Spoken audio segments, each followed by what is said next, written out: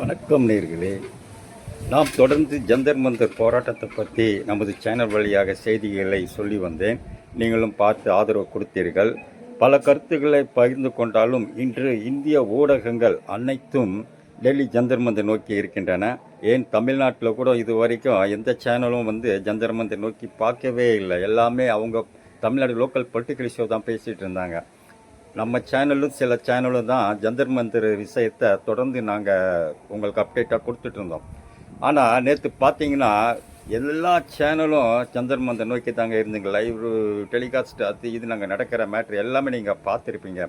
இதை சைலண்டாக நாங்களும் பார்த்துட்டு தான் இருந்தோம். ஸோ ஒரே நாள் அவங்கெல்லாம் வியூஸ் அள்ளிட்டு போயிடுறதுக்கு அவங்க திட்டமிட்டபடி எல்லாமே செய்கிறாங்க. ஸோ ஏதோ ஒரு விஷயத்தில் ஜந்தர் மந்தருடைய இளைஞர் போராட்டம் இன்றைக்கி நாடு முழுக்க அது பரவப்பட்டு காட்டுத்தீ போல் இன்றைக்கி சென்னையில் மட்டும் இல்லைங்க, பல இடங்களில் கரப்பாம்பூச்சி ஜனதா கட்சியினர் ஆர்ப்பாட்டம் செஞ்சுருக்கிறாங்க போலீஸ் தடியடிக்கு எதிராக. அதே மாதிரி டெல்லியிலும் சரி போராட்டம் ஓயவில்லை. இன்று மீண்டும் பாராளுமன்றத்தை நோக்கி நாங்கள் பேரணியாக செல்ல இருக்கிறோன்ட்டு ஒரு அறிவிப்பு வந்ததாக இன்றைக்கி மீடியாக்கள் எல்லாம் அலறி கொண்டு இருக்கிறது.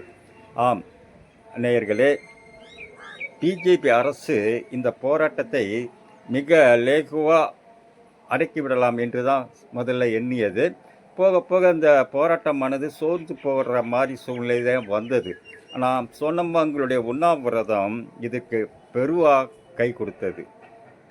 அதாவது 20 நாள் அவர் உண்ணாவிரதம் இருக்கவும் ஆதரவு கொஞ்சம் கொஞ்சம் பெருகி வந்த வேளையில் அவரை போலீஸ்காரங்க கைது பண்ணி ஹாஸ்பிட்டலில் அட்மிட் பண்ணிட்டாங்க. ஆனால் அவரை தொடர்ந்து விட்டுருந்த அந்த போராட்டம் இன்னும் வலு பெற்றிருக்கோம். அதாவது அந்த அனுதாபத்தில் வலு பெற்றிருக்கோம். அது இருக்கக்கூடாதான் கொண்டு போலீஸ் ஸ்டேஷனில் வச்சுட்டாங்க. மறுநாள் பேரணியில் திரளான மாணவர்கள், திரளான இளைஞர்கள், டெல்லி சைடில் இருக்கிற மாணவர்களும் சரி, அங்கே காலேஜ் பள்ளிக்கூடம் போகிற பசங்க எல்லாமே கிளம்பிட்டாங்க. யாருமே காலேஜெலாம் அங்கே போகலை.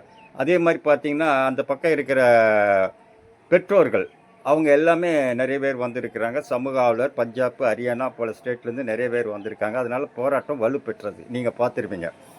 இதில் போலீஸ்காரங்க நடந்த அத்துமீறல் எல்லாமே உங்களுக்கு தெரிஞ்சிருக்கும். நீங்கள் நிறைய வீடியோவில் பார்த்துருப்பீங்க.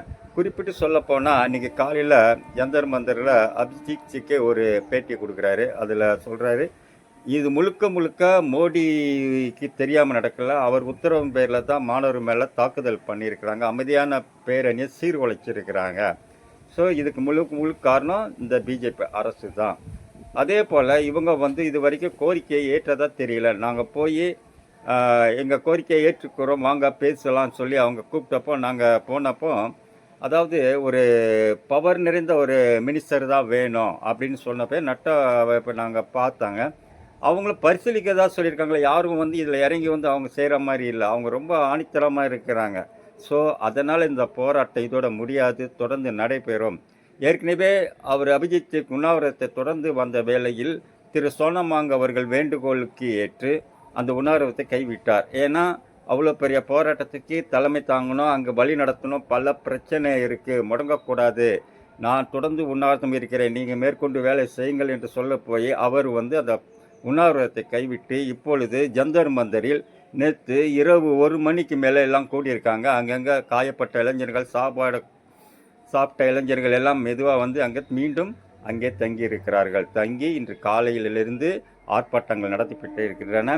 எந்த நேரத்திலும் மீண்டும் நாங்கள் பாராளுமன்றம் நோக்கி பேரணியாக செல்வோம் என்று அறிவித்திருக்கிறார்கள். அதனால் முன்ன விட பாராளுமன்ற முகப்பு 4 பக்கமும் போலீஸார் குவிக்கப்பட்டுள்ளார்கள். தடை உத்தரவு அந்த பகுதியில் போடப்பட்டுள்ளது. போலீஸ் ரொம்ப விழிப்பாக இருக்கிறாங்க. அதே போல் மாணவர்களும் விடுற மாதிரி இல்லை. இன்னும் இந்த போராட்டம் அவர்கள் அங்கே கோரிக்கை நிறைவேறும் வரை நாங்கள் போராட்டம் சொல்கிறாங்க. என்னுடைய வருத்தமினால் நாட் ஓன்லி கோரிக்கை, தர்மேந்திர பிரதானை கைது செய்ய வேண்டும், கைது செய்து விசாரணை நடத்த வேண்டும். ஏன்னா நீட் தேர்வு வருஷம் லீக் ஆகுதுன்னா சாதாரண விஷயமாங்க. அப்போ அங்கே ஊழல் நடக்குதுல்ல, அதை கண்டுபிடிக்கணும். அதுக்கு காரணகர்த்தி யார்? தர்மேந்திர பிரதான். அவரை கைது செய்ய வேண்டும் அப்படின்னு கோரிக்கை வைக்கணும். இனிமேல் ஸ்ட்ராங்காக வைக்கணும். வச்சு இந்த போராட்டத்துக்கு மத்திய அரசு மாணவர்கள் இணங்கி ஒரு முடிவுக்கு கொண்டு வர வேண்டும்.